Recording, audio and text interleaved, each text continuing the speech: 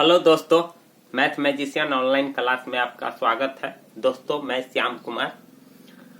आप लोगों की जो तैयारी है जोरों शोरों से चल रही होंगे दोस्तों, और बहुत सारे मेहनत भी करते होइएगा दोस्तों। लेकिन एक चीज बता देते हैं कि कोई भी काम करते हैं अगर उस सिस्टम से काम होता है ना तो बहुत बढ़िया होता है, नहीं?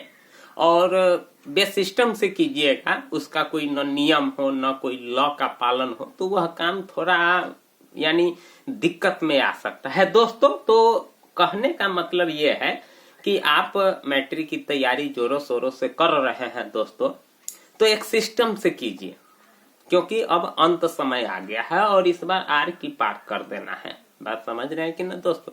तो कुछ कुछ ट्रिक मैं अभी आप लोगों को बता रहा हूं। उस ट्रिक को जब आप पालन कीजिएगा तो निश्चित है कि नंबर आपका आएगा, ठीक ना दोस्तों?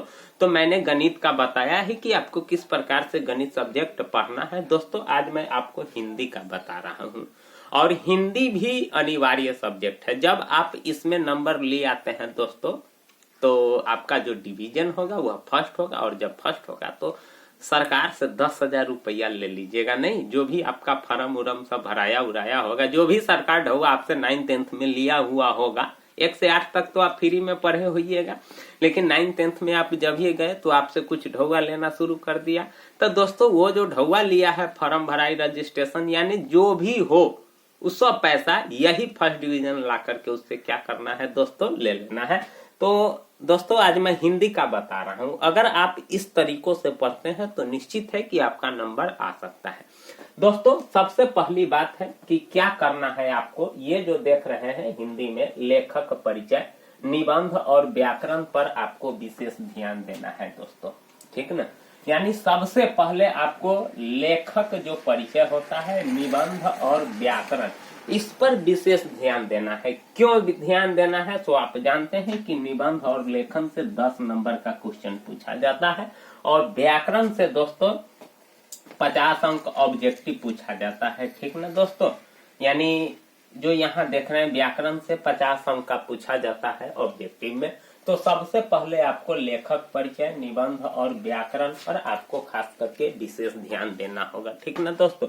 उसके बाद आपको क्या करना होगा कि अभी से कम 1 घंटा लिखने का अभ्यास करना होगा। 1 घंटा लिखने का अभ्यास करना होगा दोस्तों। बात समझ रहे हैं कि ना? तभी जा करके आप वहां परीक्षा में लिख पाइएगा। आपको रोजाना कम से कम 1 घंटा लिखना होगा, तब आप हिंदी या और भी जो लिटरेचर पेपर होता है, सामाजिक विज्ञान, संस्कृत, साइंस, इस सब का आप दे सकते हैं। उसके बाद दोस्तों कहानी, कविता का सारांश बनाकर आपको पढ़ना होगा, समझना होगा चैप्टर को। कविता और कहानी जो भी होता है, सबसे पहली बात है कि कहानी को तो आप रटिए जाइए। यानी जब आप एक बार बढ़िया से कहानी मन लगा करके पढ़ लेते हैं दोस्तों, निश्चित है कि आपको याद हो ही जाएगा। और कविता का भी सारांश बना करके आपको पढ़ना होगा। लिखावट अच्छा करना होगा दोस्तों। राइटिंग सबसे बेहद जरूरी है, इसीलिए दोस्तों लिखावट को आपको अच्छी रखना है, बढ़िया लिखना है। यानी बहुत ऐसे स्टूडेंट को देखते हैं जिसका यानी सब कुछ तैयारी रहता है और लिखावट थोड़ा कमजोर होता है दोस्तों। तो लिखावट को भी अच्छी करनी है। गोधली और वर्णिका पुस्तक के सारे चैप्टर महत्वपूर्ण है। गोधली जो आपका हिंदी फर्स्ट वॉल्यूम है, और वर्णिका जो सेकेंड वॉल्यूम है, ये इसका जो चैप्टर, जो जितना चैप्टर है सब महत्वपूर्ण है। इसीलिए दोस्तों सारे चैप्टर को पढ़ जाना है। और चैप्टर के अंदर जो महत्वपूर्ण तिथि है, हर एक चैप्टर को अच्छा से पढ़ना है। और चैप्टर के अंदर महत्वपूर्ण तिथि, लेखक आदि जो भी जानकारी है उसको ध्यान रखना है, पढ़ना है दोस्तों। आपको किन किन बातों का ख्याल रखना है, तो समय सीमा में उत्तर लिखने का अभी से आपको अभ्यास करना होगा। OMR शीट तो निश्चित रूप से आपको सारे सब्जेक्ट के लिए तो दोस्तों भरना ही होगा। उत्तर लिखते समय प्रश्न संख्या अवश्य अंकित करें। जैसे मान लीजिए कि क्वेश्चन आपके हाथ में मिला, ठीक ना दोस्तों? आप क्वेश्चन को एक बार पढ़ लिए तो उसमें देखिए कि आपसे पहले कौन कौन क्वेश्चन सॉल्व होने वाला है। ऐसा बात नहीं है कि 1 देंगे फिर उसके बाद 2 उत्तर लिखेंगे, 3 लिखेंगे, 4 लिखेंगे, ऐसा नहीं करना है दोस्तों। आपको अगर 20वां क्वेश्चन नंबर आ रहा है तो सबसे पहले आप 20 नंबर लिख करके उत्तर यहाँ 20 लिख करके और जो उत्तर होगा उसका जवाब दे देना है। प्रश्न भी नहीं लिखना है दोस्तों, ये सब आपको समझना होगा कि डायरेक्ट अगर मान लीजिए कि 20 नंबर प्रश्न है और उसका उत्तर आप लिख रहे हैं तो सोचे उत्तर 20 दे देना है और उत्तर लिख देना है, प्रश्न नहीं लिखना है, नहीं तो आपका सारा समय प्रश्न लिखने में गायब हो जाएगा। अब फिर उसके बाद अगर आपको 25 आ रहा है तो उत्तर 25 लिख करके फिर जवाब दे दीजिए।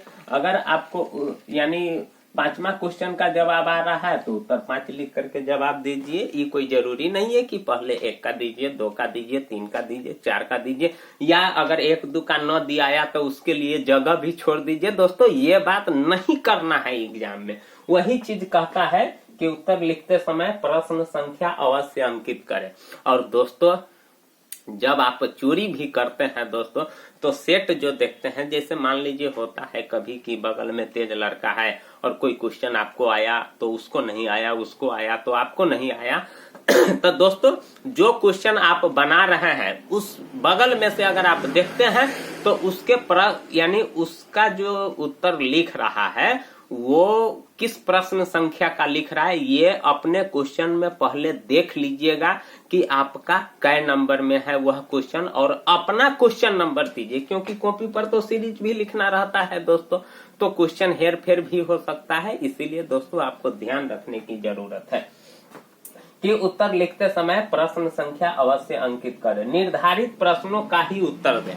कभी कभी आप डायरेक्शन में देखते हैं कि लिखा हुआ रहता है 8 गो, जैसे ऑब्जेक्टिव है, जैसे ऑब्जेक्टिव का बात हम कर लेते हैं तब यानी वस्तुनिष्ठ प्रश्न 100 रहेगा, 100 उसमें से आपको 50 गो के जवाब देना है, तो यही हो गया निर्धारित। और कभी कभी क्या होता है कि कोई प्रश्न आपसे पूछता है और कहता है 50 शब्दों में उत्तर दे, 60 शब्दों में उत्तर दे, 20 शब्दों में उत्तर दे, तो यही निर्धारित है। निर्धारित प्रश्नों का ही उत्तर देना है और निर्धारित शब्दों ही में देना है कि जैसे 10 गो प्रश्न रहेगा, 5 गो के जवाब देना है तो 5 गो के दीजिए ना जवाब। अब उसमें से कितना 10 के 10 जवाब लिखना शुरू कर देता है। तो दोस्तों यही है कि क्वेश्चन आप समझ नहीं पाते हैं, तो वही कहता है कि निर्धारित प्रश्नों का ही उत्तर देना है।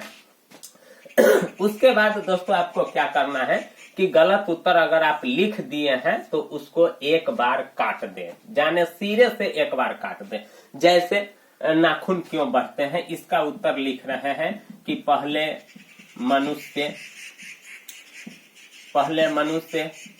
जानवर की तरह अपना जीवन व्यतीत करते थे, जानवर की तरह अपना जीवन व्यतीत। अगर मान लीजिए कि गलत हो गया तो इसको एक लाइन में काटने दीजिए, पूरा काटने की जरूरत का है। अब कितना सोझे एना कर देता है तो इससे थोड़ा गंदा हो जाता है दोस्तों, नहीं तो यही चीज कहता है कि गलत उत्तर लिखे जाने पर सिरे से एक बार काट दें।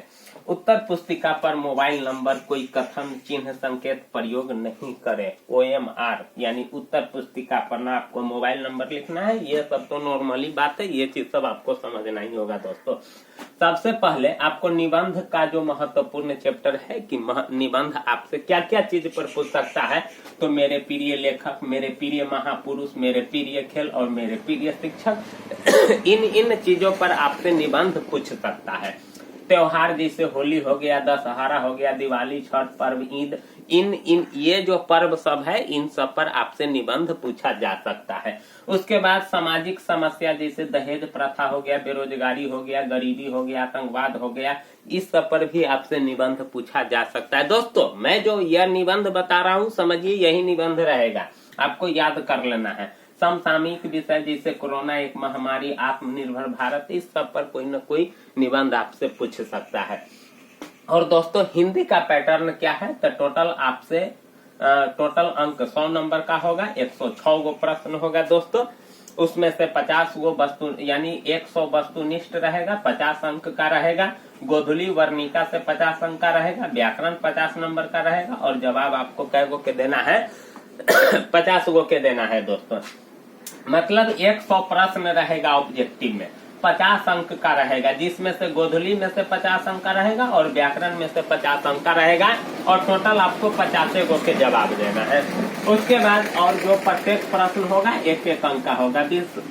विषयनिष्ठ प्रश्न यानी जो लघु उत्तरीय जो दीर्घ उत्तरीय होता है उसमें से भी 50 अंक का रहेगा। गद्यांश 20 नंबर का रहेगा, निबंध लेखन 20 नंबर का रहेगा, पत्र लेखन या संवाद 5 नंबर का रहेगा, लघु उत्तरीय प्रश्न 10 नंबर का रहेगा और दीर्घ उत्तरीय प्रश्न 5 नंबर का रहेगा। इस प्रकार से टोटल आपका 100 नंबर का हो जाता है दोस्तों। तो इन तरीकों से अगर आप पढ़ते हैं तो आप हिंदी की तैयारी बढ़िया से कर सकते हैं दोस्तों। इसीलिए एक सिस्टम से पढ़िए, एक नियम से पढ़िए दोस्तों, क्योंकि आप जानते हैं कि परीक्षा में नंबर लाना अनिवार्य है, तभी जाकर के आप बड़े से बड़े कॉलेज में, उच्च से उच्च कॉलेज में आपका नामांकन हो सकता है। नहीं तो अगर आपका मैट्रिक में कम नंबर रहेगा दोस्तों तो क्या होगा कि आपको ऐसा ऐसा कॉलेज दे देगा जिसका ग्रेड साफ नीचे रहता है।